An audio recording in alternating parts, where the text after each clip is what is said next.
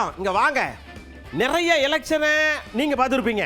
இப்போ வரக்கூடிய தலைமுறைகள் இப்போ தான் பார்த்துக்கிட்டு இருக்குது. ரெண்டு விஷயம் தான் உங்கள்கிட்ட கேட்க போகிறோம். எலெக்ஷனுக்கு சினிமா பிரபலம்ங்கிற விஷயம் மட்டும் போதுமா, இல்லை சினிமா பிரபலம் இல்லாமல் களத்தில் இறங்கி மக்களாக நின்று ரேஷன் கடை, ஈபி, சாக்கடை எல்லாத்துலையும் இறங்கி போராடுனா முக்கியமா? இந்த ரெண்டுக்கும் பதில் சொல்லுங்கன்னு கேட்டோம். அப்படியே மழன்னு வாக்காளர்களே ஓட்டு போடுங்கிற மாதிரி பதில் சொல்றாங்க.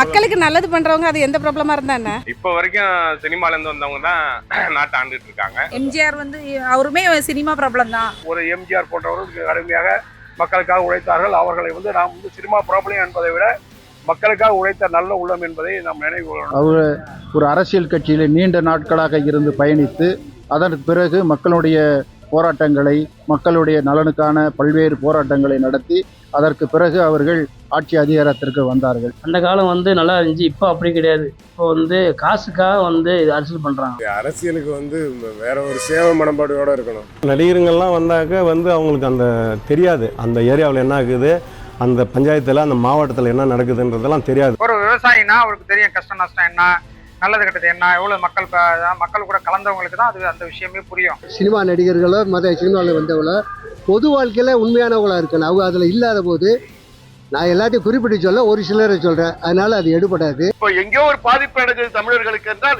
அதற்காக ஒரு போராட்டம் நடத்தியவர்கள், பல்வேறு களங்களை கண்டவர்கள், இப்படிப்பட்டவர்கள் சினிமா பிரபலமாக இருந்து மக்களோடு இணைந்த வாழ்க்கையை பெற்றவர்களாக இருந்தால் ஒருவேளை அவர் அரசியலிலே வெற்றி பெறலாமே ஒழிய வெறும் சினிமா பிரபலங்கள் என்று சொல்லிக்கொண்டு நேரடியாக ஆட்சிக்கு வர வேண்டும் என்ற அந்த ஆசை இருந்தால் நிச்சயமாக அது சாத்தியமில்லை என்றுதான் என்னுடைய கருத்து. சினிமா பிரபலங்கள் அரசியலுக்கு எடுபடுமா என்னன்னு கேட்டீங்கன்னா கண்டிப்பா எடுபடாது. நடிகர்களுக்கு வாய்ப்பு கம்மி தான்.